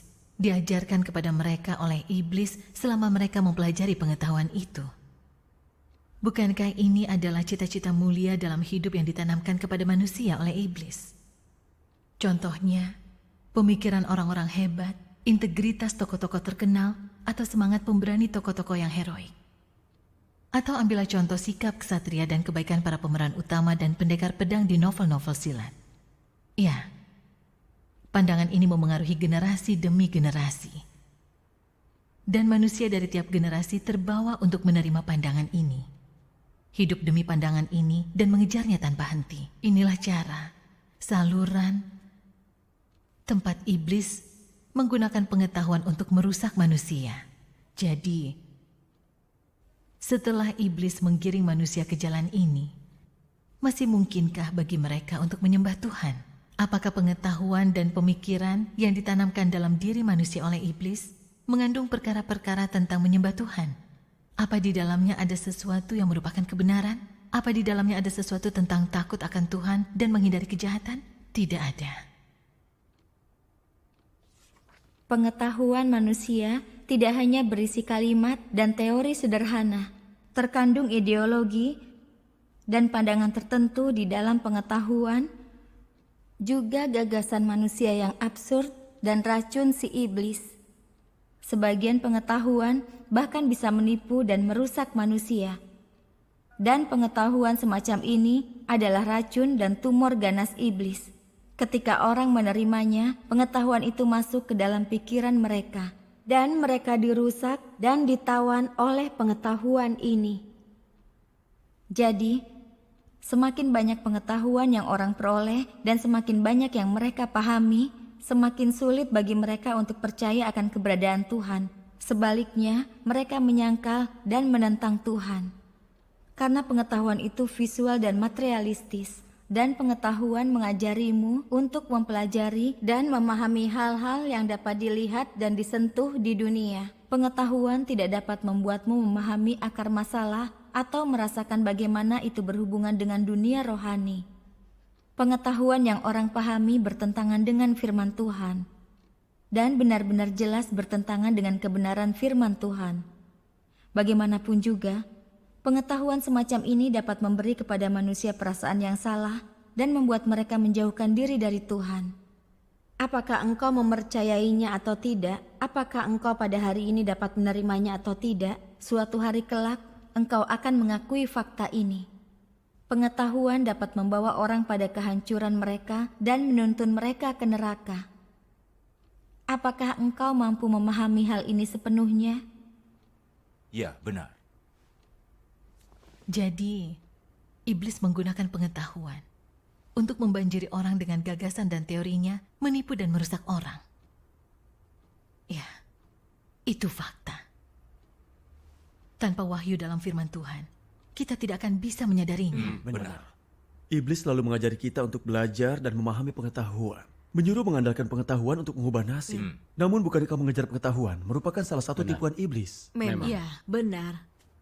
Firman Tuhan yang Maha Kuasa mengungkap fakta sebenarnya tentang bagaimana iblis menggunakan pengetahuan untuk merusak manusia. Dan memungkinkan manusia melihat jelas akar kejahatan dan kegelapan di dunia. Iya. Mengapa dunia jadi makin gelap dan jahat? Karena manusia memuja pengetahuan dan menyangkal serta menjauhkan diri dari Tuhan. Sangat sedikit orang yang mencintai kebenaran dan firman Tuhan. Benar. Jika semua manusia bisa mencari kebenaran dan menerima pekerjaan Tuhan, terang akan muncul di dunia dan umat manusia secara alami akan bahagia. Benar. Di masa lalu, yang bisa kita lihat hanyalah kegelapan dan kejahatan di dunia, dan manusia jadi makin rusak dan bejat. Tetapi kita tidak dapat melihat jelas di mana harus mencari akar masalahnya.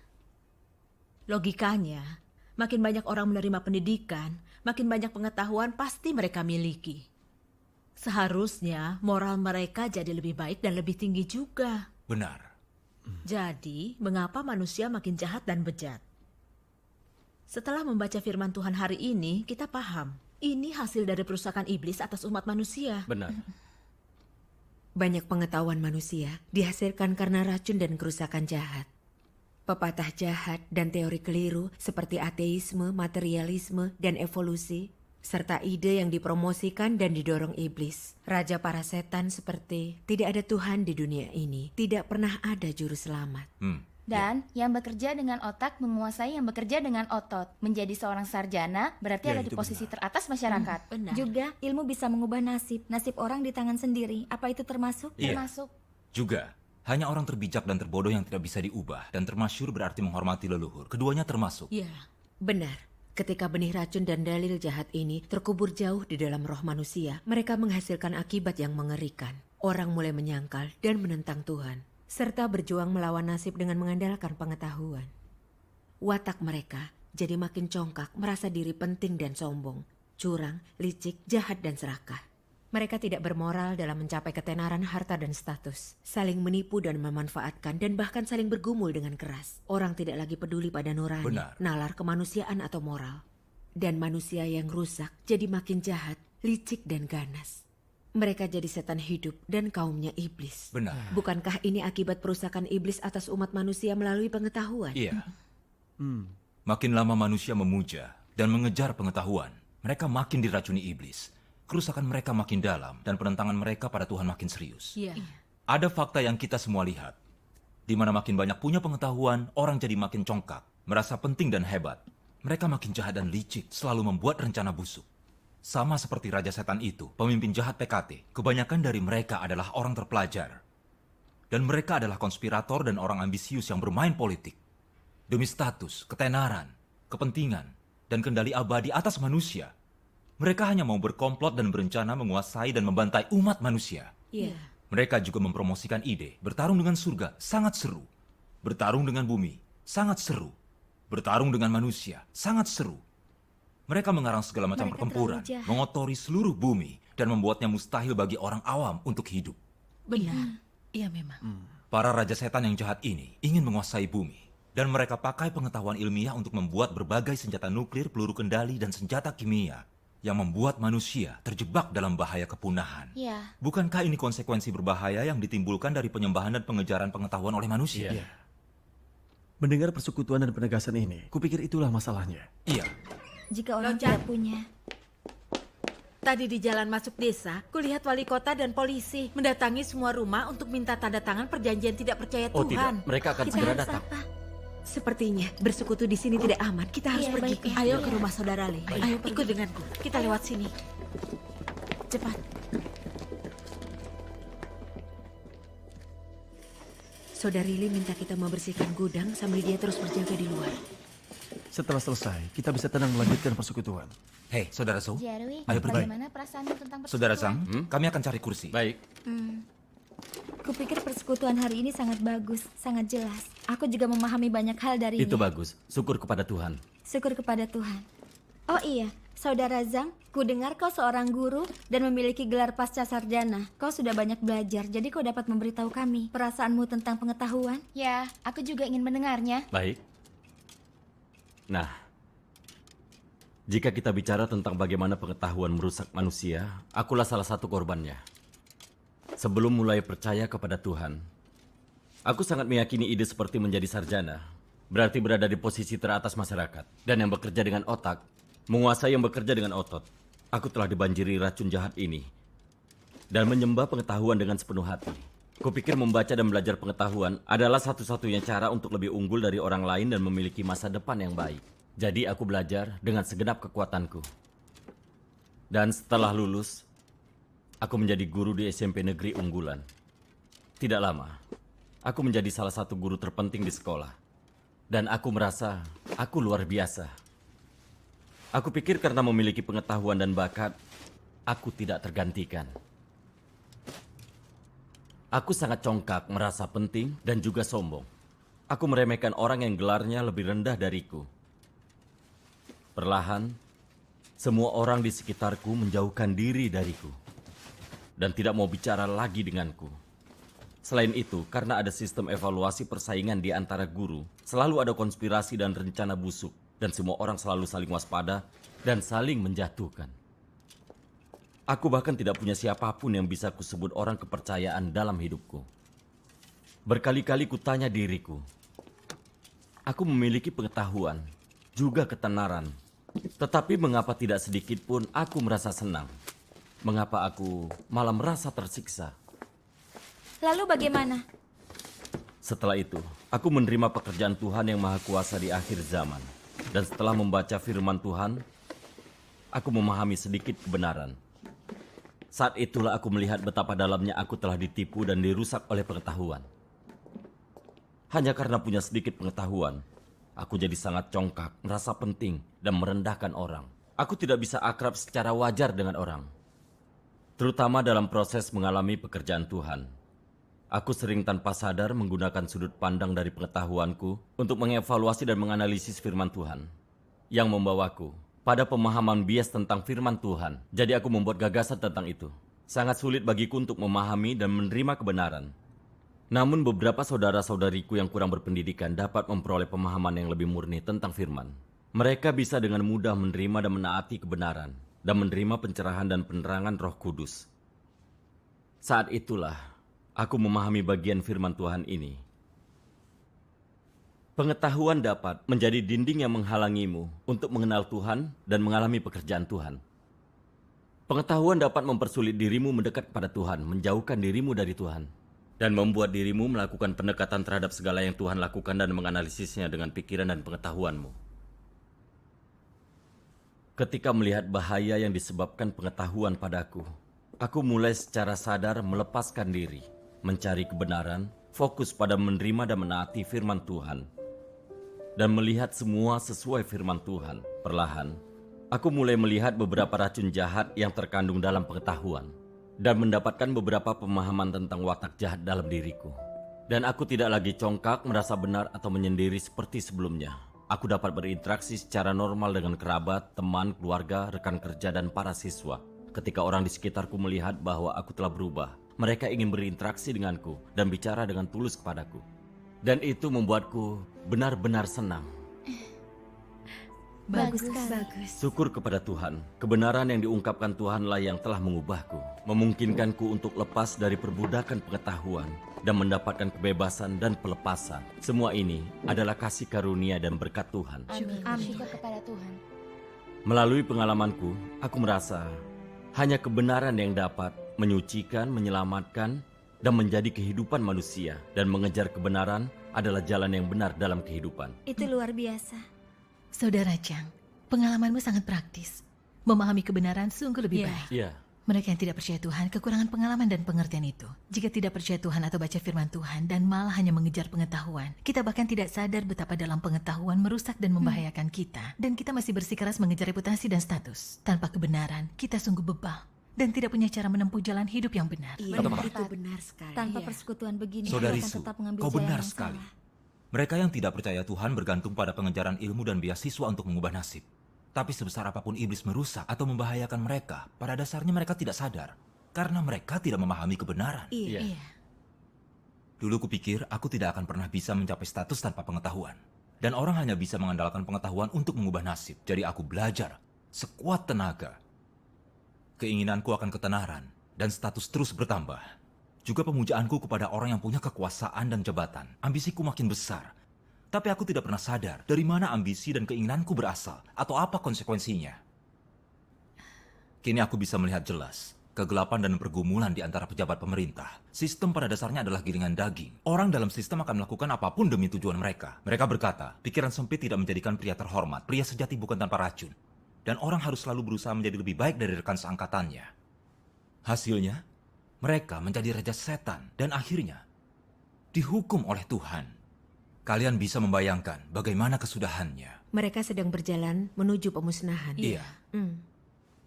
Ketika kulihat kegelapan sebagai pejabat, aku merasa itu bukan jalan yang benar dalam hidup. Jadi aku mulai mencari jalan yang benar.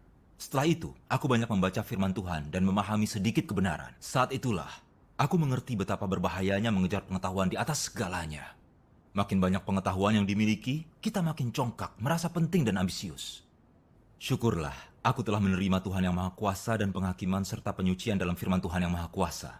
Saat itulah aku mengerti bahwa dalam hidup kita perlu menerima kebenaran untuk menempuh jalan yang benar. Iya. Aku juga mengalami pentingnya Tuhan mengungkapkan kebenaran untuk menyucikan dan menyelamatkan umat manusia. Sebagai orang yang percaya kepada Tuhan, kita semua merasakan dalam pengalaman praktis. Makin kita mengejar dan memahami kebenaran, makin banyak kita memahami hal positif yang berasal dari Tuhan. Juga makin mengenali filsafat, logika, pepatah jahat, dan teori keliru iblis, serta hal yang iblis pakai untuk merusak orang, seperti pengetahuan, ketenaran, dan status. Dengan begitu, kita dapat menghindari pencobaan dan godaan iblis dan luput dari tipu daya, kerusakan, dan serangan iblis. Ketika kita memahami kebenaran, pandangan, dan gagasan kita tentang kehidupan, dunia, dan segala sesuatu berubah. Kita mengerti bagaimana orang harus menjalani hidup yang berharga dan pengejaran apa yang bermakna. Ketika memahami kebenaran, kita memperoleh pemahaman bahwa Tuhan berkuasa atas nasib manusia. Lalu barulah kita bisa menaati kedaulatan Tuhan, tidak lagi congkak dan egois berjuang melawan nasib. Benar. Di dalam roh kita merasa aman dan punya sesuatu untuk diandalkan. Iya. Ketika mengejar kebenaran dan berusaha untuk menjadi orang jujur, sesuai persyaratan Tuhan, kita bisa taat dan menyembah Tuhan, menerima berkat Tuhan, merasakan kedamaian dan sukacita di hati. Bukankah itu kehidupan yang membahagiakan? Benar. Hidup seperti itu adalah kebahagiaan yang terbesar. Mari baca satu bagian firman Tuhan. Baik. Ini, Saudari Su, kau bacalah. Iya. Hanya jika seseorang mengenal Tuhan dan memiliki kebenaran, maka ia hidup dalam terang. Dan hanya ketika cara pandangnya akan dunia dan cara pandangnya akan kehidupan berubah, ia berubah secara fundamental. Ketika ia memiliki tujuan hidup dan bersikap sesuai kebenaran.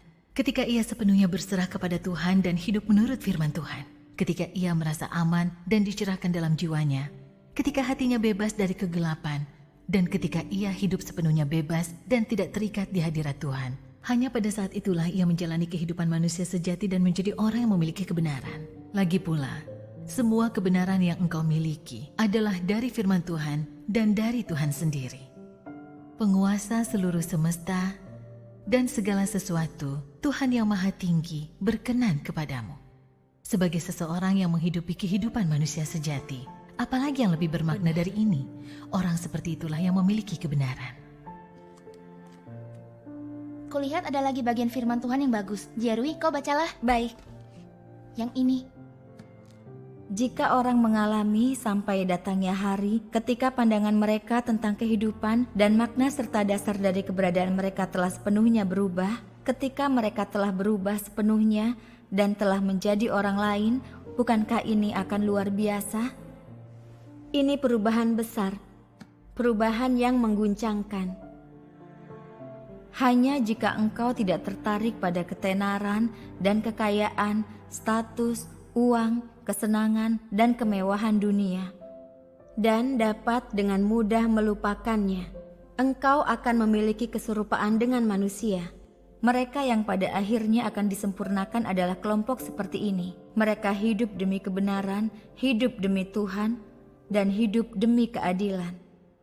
Inilah keserupaan dengan manusia yang sejati. Amin. Firman Tuhan mengatakan semuanya dengan jelas. Benar. Setelah mendengar firman Tuhan, hatiku terasa cerah. Itu jalan yang harus kita ikuti, bukan? Iya, firman Tuhan adalah kebenaran. Sekarang kalian sudah merasakannya, bukan? Ketika membaca firman Tuhan, hati kalian menjadi cerah, memahami kebenaran dan melihat segala sesuatu dengan jelas. Benar. Ketika orang tersesat, mereka harus ditunjukkan jalannya. Iya, itu benar. Ketika membaca firman Tuhan, Tuhan mengingatkan kita dan menunjukkan jalannya, sehingga kita memahami kebenaran. Kata-kata yang diucapkan manusia tidak memiliki nilai, dan secanggih apapun suatu teori itu bukanlah kebenaran. Jadi tidak membaca firman Tuhan adalah kebodohan dan kebebalan terbesar. Iya, itu benar sekali. Sekarang kita melihat dengan jelas nilai dari percaya kepada Tuhan dan mengejar kebenaran. Kebenaran itu sangat berharga. Kebenaran tidak hanya menunjukkan jalan yang harus diambil orang dalam hidup, tapi juga menyucikan kerusakan pada manusia, mengubah orang, dan mengubah watak hidup orang. Hanya dengan mendapatkan dan mengikuti kebenaran, kita dapat hidup dalam kehidupan yang sungguh bermakna dan berharga. Mendapatkan berkat Tuhan adalah hal paling berharga dalam hidup. Semua pengetahuan hanya dapat memberi jabatan bagus pada kita. Kita mungkin jadi pejabat, punya kekuasaan dan status. Tapi jika tidak mengubah watak kita yang rusak, kita mungkin melakukan hal keji dan jahat ketika punya kekuasaan dan menempuh jalan tanpa bisa kembali. Benar. Jadi apapun itu, memahami kebenaran tetap merupakan hal terpenting dalam hidup. Amin. Kita masih harus mengikuti Tuhan untuk menempuh jalan yang terang. Benar. Pada akhirnya kita akan mendapat keselamatan Tuhan dan tempat tujuan yang indah. Hanya itulah kebahagiaan sejati. Amin. Benar. Mengejar kebenaran adalah hal yang paling penting. Memahami kebenaran sangat penting bagi Itu kita. benar sekali. Di masa lalu, aku berpikir dengan pengetahuan, kita dapat menemukan pekerjaan dan jabatan yang baik. Dan kemudian orang akan memuji, menyetujui, dan menghormati kita. Itu sebabnya kami berharap Jiarui masuk universitas terkenal dan punya masa depan yang lebih baik. Namun kini setelah percaya Tuhan dan baca firman-Nya, akhirnya aku paham pengetahuan bukan kebenaran dan tidak bisa menyelamatkan. Benar. Pengetahuan berasal dari iblis. Dan makin banyak pengetahuan yang dimiliki, orang jadi makin rusak. Hidup mereka makin seperti setan, dan mereka makin tak serupa dengan manusia. Benar. Terutama pejabat pemerintah dan mereka yang berkuasa, mereka semua memiliki pengetahuan. Tetapi kemanusiaan dan karakter mereka lebih rusak dan jahat dari siapapun. Mereka selalu serakah dengan kejam saling menginjak saat berebut kekuasaan dan keuntungan. Pepatah lama benar, jika pagar jembatan bengkok kerangkanya juga. Orang awam mengikuti para pejabat ke jalan manapun yang mereka ambil. Dunia ini jadi makin gelap, jahat, merosot dan tak bermoral. Karena pemerintah dan penguasa memimpin orang ke jalan itu. Itu benar. Kini aku melihat jelas bahwa mengejar pengetahuan adalah jalan buntu menuju pemusnahan. Hanya dengan percaya Tuhan dan mengejar kebenaran, maka orang lolos dari penipuan, perusakan, dan bahaya iblis. Hidup dalam keserupaan dengan manusia sejati dan menerima berkat Tuhan. Bagus Syukur sekali. kepada Tuhan. Hongbin memiliki pemahaman yang sangat baik. Iya, kalian tahu, sekalian membahasnya, aku juga punya pengalaman betapa pengetahuan merusak dan membahayakan orang. Beberapa tahun terakhir, meski ibu mendorongku untuk belajar, sebenarnya aku juga merasa pengetahuan itu sangat penting. Aku bawa buku sepanjang hari dan belajar untuk jadi juara pertama dan lulus tes universitas terkenal. Bahkan saat tidur aku khawatir membuang waktu dan merasa orang lain akan belajar melebihi aku. Hidup seperti itu sungguh menyedihkan dan melelahkan. Setelah mendengar persekutuan kalian hari ini, akhirnya aku mengerti semua ini karena dipermainkan dan dirusak oleh iblis. Kini aku cukup berpendidikan untuk bertahan, jadi tidak ingin mengejar pengetahuan lagi. Pengetahuan bukanlah kebenaran, walau mungkin bisa memberi orang status dan jabatan, tetapi menjadi seorang pejabat bukanlah masa depan sejati. Benar. Iya, benar. Hanya firman Tuhan yang benar dan lebih baik lagi jika memahami kebenaran. Mulai sekarang, aku ingin percaya kepada Tuhan dan mengejar kebenaran. Syukur kepada Tuhan. Jarwi, kau telah membuat pilihan yang tepat. Ibu dan ayahmu mendukungmu. Hari ini, setelah mendengar begitu banyak firman Tuhan yang Maha Kuasa dan semua persekutuan kalian, hatiku terasa jauh lebih cerah. Jika tak percaya pada Tuhan, membaca firman-Nya dan mendengar persekutuan kalian, kemana aku bisa pergi untuk memahami kebenaran ini? Syukur kepada Tuhan. Sekarang, aku mengerti bahwa mengejar pengetahuan itu berbahaya. Dengan mengejar pengetahuan, kita mungkin bisa mendapatkan jabatan, tetapi tidak akan mendapatkan kebenaran. Kita akan tetap menjadi orang yang rusak yang menentang Tuhan. Pada akhirnya, kita akan dikirim ke neraka dan dihukum. Tidak akan memiliki nasib atau tempat tujuan yang baik. Hanya dengan mengejar kebenaran dan mampu menaati dan menyembah Tuhan, kita bisa hidup dalam terang dan memiliki masa depan yang sejati. Mulai sekarang, kita akan percaya dan mengikuti Tuhan. Dan tidak peduli penganiayaan dan penderitaan yang kita alami, kita bergantung pada Tuhan. Semua bisa kita lewati. Dengan mengikuti Tuhan, kita memahami kebenaran dan hidup dalam keserupaan dengan manusia. Itulah artinya menjalani hidup bermakna, dan itu cara mendapatkan perkenanan Tuhan. Iya. Syukur kepada Tuhan atas bimbingannya yang memungkinkan kita memahami bahayanya pengetahuan.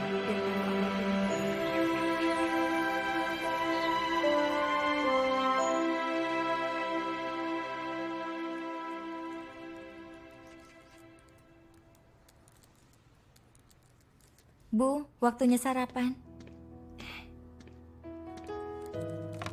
Ibu sedang apa? Ibu ingin menulis pengalaman kita. Bagaimana menurutmu? Baik, ayo kita lakukan bersama. Baiklah. Sayang, itu bagus, Bu. Kaulah biji mataku, untuk kebahagiaanmu, Mama hidup. Sering ku suruh giat belajar agar kau sukses dan masyhur. Ku tahu Mama menyayangiku, tapi terlalu banyak menuntut. Ku tertekan karena tak dapat memenuhinya. Ku ingin mati dan bebas. Mama gagal memahamimu. Maaf telah menyakitimu. Ku tahu maksud Mama baik, tapi kenapa orang harus hidup seperti ini? Di SNMPTN tahun ini, provinsi kami menghasilkan 5 pencetak nilai tertinggi. Nilai mereka lebih dari 160 poin di atas ambang batas kualifikasi tingkat pertama. Apakah nilai tinggi sungguh setara dengan kebahagiaan? Dan dapatkah satu ujian sungguh mengubah jalan hidup mereka?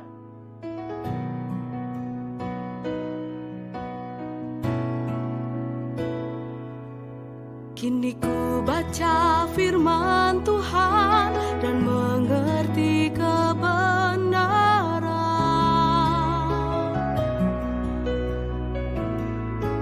Melihat rusaknya manusia, kejar harta, kesenangan dan status, tak sadar